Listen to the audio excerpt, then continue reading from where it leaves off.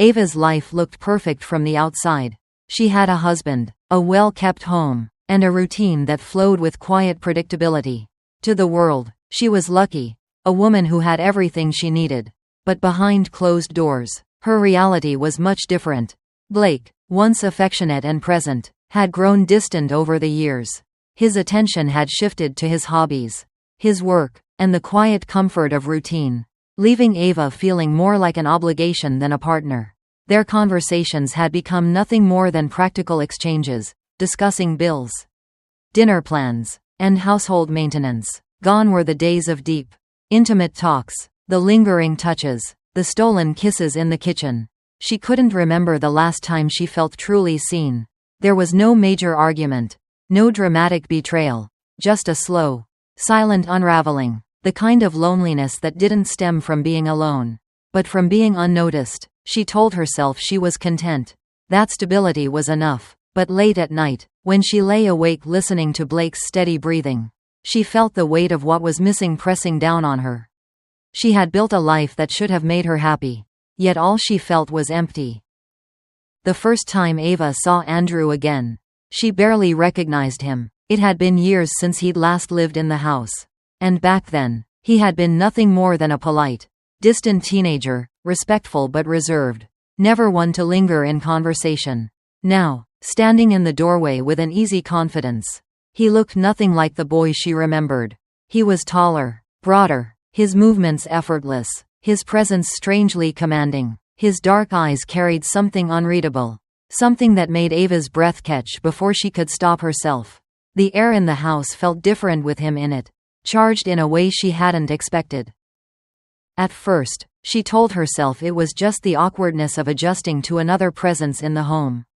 But then she began to notice things, small, fleeting moments that lingered in her mind long after they happened. The way his gaze held hers for a second too long. The teasing smirk that played on his lips whenever she stumbled over her words.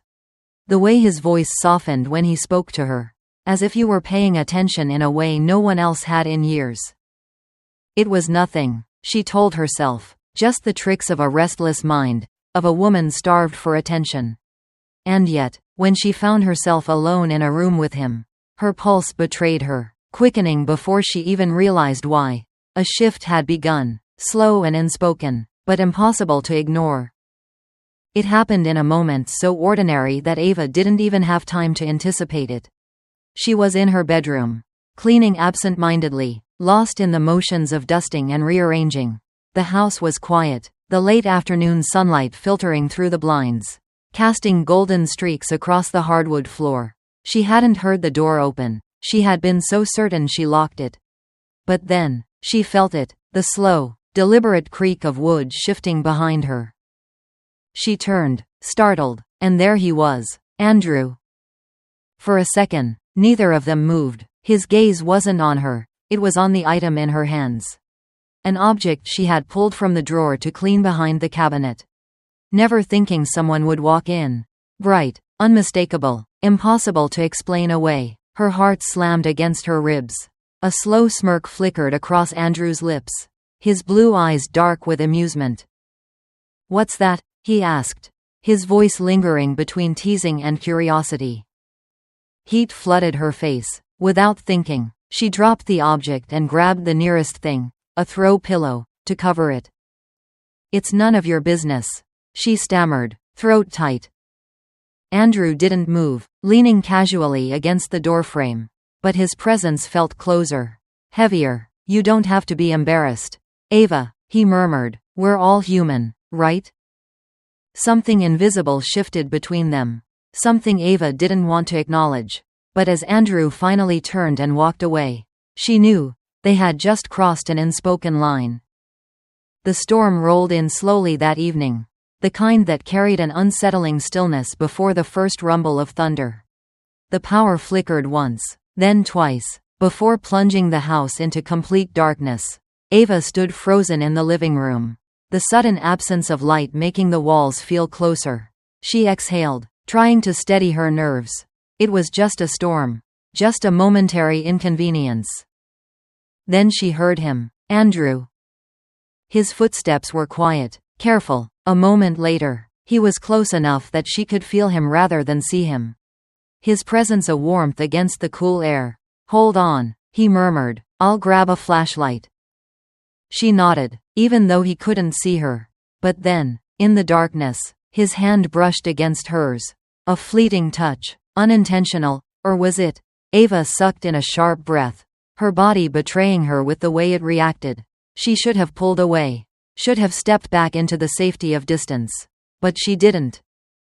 The room stayed silent, thick with something unspoken. Then, barely above a whisper, he said, "You don't have to pretend with me." She turned toward his voice. Even though she couldn't see him, the air between them crackled, alive with something she refused to name. Then, before she could stop it, his lips brushed against hers, soft, hesitant, waiting for her to pull away. She didn't.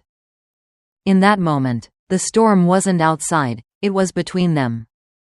The morning after, Ava moved through the house as if nothing had happened, as if she hadn't felt the heat of Andrew's lips on hers. As if she hadn't leaned into him, hadn't let the world slip away for that one impossible moment. But the truth sat heavy in her chest, coiled tight like a secret she could never let unravel. She avoided him at breakfast. Blake sat at the table, flipping through the newspaper. Oblivious as always, she poured his coffee with steady hands, forcing herself to focus on the mundane, the routine, anything but Andrew. But he was there, watching. She could feel his eyes on her, the way they lingered too long, searching for something in her expression. When she finally looked up, his gaze locked onto hers, steady, unreadable, a silent reminder of what they'd done, of the line they had crossed. Her stomach twisted with guilt. Blake leaned back in his chair, sighing. "You're quiet this morning," he said absently, sipping his coffee. Ava forced a smile. "Didn't sleep well," she lied. Andrew smirked, barely noticeable, but she caught it. He knew that no matter how much she tried to erase it, last night had changed something between them. And yet, beneath the guilt, beneath the rising panic of what they had started, there was something worse. A hunger for more. Ava told herself she would stop. That one mistake, one fleeting moment in the dark, would be the end of it. But the lie unraveled the moment she found herself waiting, for his footsteps in the hallway. For his voice breaking the silence. For the way his presence made the air feel heavier, charged with something neither of them could name. It was in the stolen glances over breakfast, in the way their hands brushed when passing a dish. It was in the quiet moments, when Blake was out in the garden or asleep in his chair. And the house became too still, too easy to slip into temptation. Andrew didn't push, didn't speak of that night, but his eyes told her everything. He wasn't going to forget it. And neither was she. The next time it happened, there was no storm, no flickering lights to hide behind. She had been folding laundry in the dim glow of the afternoon, telling herself she was fine, that she had control. Then he was there, leaning against the doorway, watching. "You're always taking care of everyone," he murmured. "When's the last time someone took care of you?" The words sliced through her. Too honest, too raw. He stepped closer, closing the distance with slow certainty. Ava should have stopped him. She should have walked away. But when his fingers brushed her wrist, sending warmth spiraling through her, she didn't move. She didn't want to. It wasn't a dramatic discovery, no doors flung open, no gasps of horror. It was quieter, more insidious, like a thread pulled loose that slowly unraveled everything. Blake had been watching. Ava didn't know how long. But one evening, as she set the table, she caught the way his eyes lingered, on her. On Andrew. He wasn't oblivious anymore. He knew. The realization sent a cold wave through her. But she said nothing, pretended not to notice. Maybe if she ignored it, it would go away. But then came the confrontation. Blake called Andrew's name from the hallway, his voice sharper than usual. When Andrew appeared, leaning against the doorway as casually as ever, Ava could see it, the tension, the storm building beneath Blake's calm exterior. "I need to know something," Blake said, voice steady but tight. Are you going to lie to my face? Ava's stomach dropped.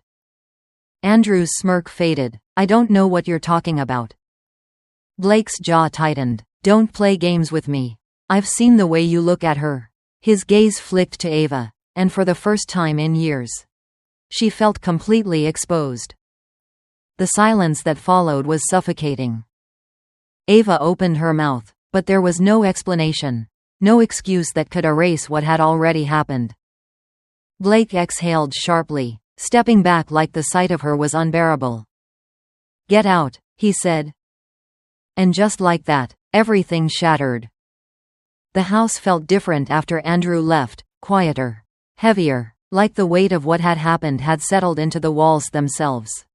Blake barely spoke to Ava, and when he did, it was short, clipped, indifferent. It wasn't anger that scared her most, it was the silence. The void where his trust used to be. At first, she convinced herself this was what she deserved.